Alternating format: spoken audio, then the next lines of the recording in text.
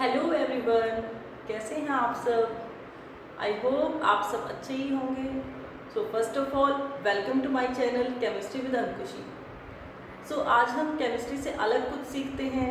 चलिए हैंडराइटिंग को इम्प्रूव करना सीखते हैं हम।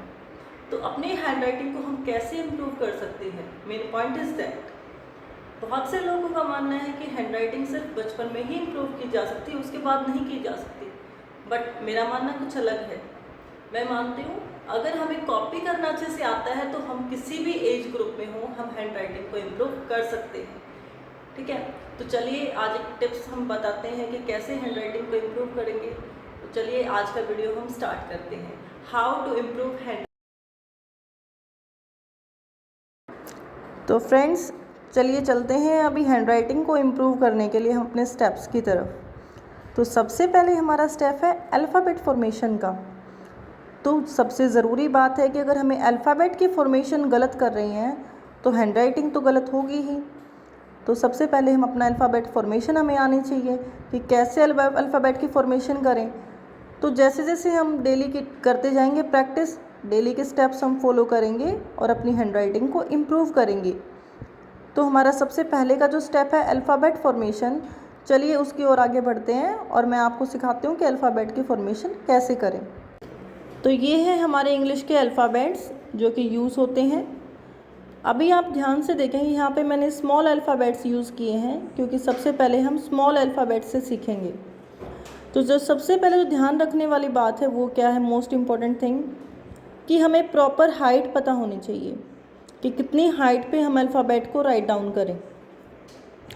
तो ये हमारी लाइन है। लाइन का इक्वली जो हाफ पोर्शन हो जाता है, लाइन को हम अपना अप्रोक्सीमेट ले लेंगे कि हाफ से थोड़ा सा ज़्यादा हाइट पे हम क्या करेंगे, इनकी फॉर्मेशन करेंगे। जैसे मैंने ए को सपोज़ ये ए लिया है, तो ए की जो हाइट है, यहाँ की जो हाइट है, या तो आप उसको लाइन के हाफ लिए या हाफ से पॉइंट ज़्यादा लीजिए उसकी हाइट को। जितनी हाइट हम इसकी लेंगे सेम इतनी हाइट हमें इस वाली हाइट लेनी पड़ेगी, सेम इतना हाइट हमें एच का ये वाला पोर्शन लेना पड़ेगा। तो जो सबसे ज़रूरी है वो क्या है कि अल्फ़ाबेट की जब हम फॉर्मेशन करते हैं तो हमें ध्यान रखना है कि हमें उनकी हाइट क्या लेनी है, इक्वल लेनी है। मीन्स अगर मैं अपर पार्ट की बात करूं तो अपर पार्ट जो होते हैं सभी अल्फ़ाबेट के वो सेम हाइट पे होने चाहिए। जैसे बी का यहाँ तक का हाइट है तो डी का भी इतनी ही हाइट होनी चाहिए।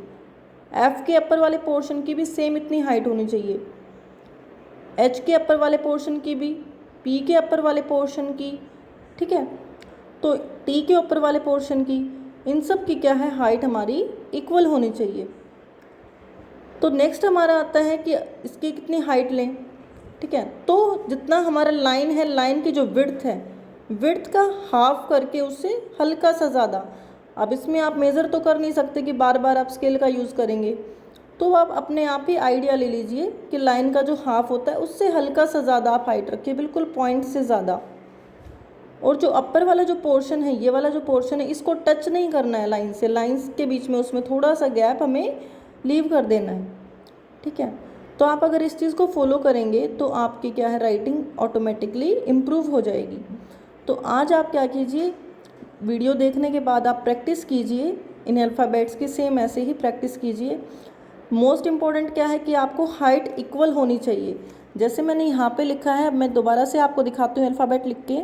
जैसे मैंने ए को राइट डाउन किया है, ठीक है, तो जितना मैंने हाइट ए का लिया है, अब मैं इसके साथ में अगर बी राइट डाउन करती हूँ तो बी के इस पोर्शन की भी हाइट मेरी इसी के इक्वल होनी चाहिए। ठीक है, तो ऑटोमेटिकली राइटिंग हमारी इम्प्रूव हो जाएगी। ये ज़रूरी नहीं है कि हम हमेशा कर्सिव राइटिंग लिखेंगे तो ही हमारी राइटिंग ज़्यादा सुंदर दिखेगी। ठीक है, ऐसा कुछ नहीं है, हम अपनी राइटिंग को सिंपल वे में भी लिख सकते हैं, बट अगर उसकी हाइट हमने इक्वल रख रखी है, इक्वल हम स्पेस उसमें दे रहे हैं और अल्फ़ाबेट के बीच में, वर्ड्स के बीच में, तो हमारी राइटिंग क्या है, सुंदर लगेगी। तो आज आप इसको प्रैक्टिस कीजिए और उसके बाद मुझे बताइए कि इसमें कुछ इम्प्रूवमेंट हुआ है या नहीं हुआ है। तो नेक्स्ट वीडियो में हम इसके नेक्स्ट स्टेप के बारे में बात करेंगे। तो प्लीज़ ये बिल्कुल दिमाग में रखिए कि राइटिंग जो है वो किसी भी एज में आप इम्प्रूव कर सकते हैं। ठीक है, मोस्ट इम्पॉर्टेंट क्या है कि आपको उसके लिए पेशेंस रखना होगा, कि आपके अंदर पेशेंस होना चाहिए कि आपकी राइटिंग इम्प्रूव होगी। अब एक दिन में तो नहीं होने वाली, तो आप डेली उसकी प्रैक्टिस कीजिए और उसके बाद आप देखिए कैसे आपकी राइटिंग इम्प्रूव हो जाती है। So thank you, like, subscribe and share my video, okay, if you like the video.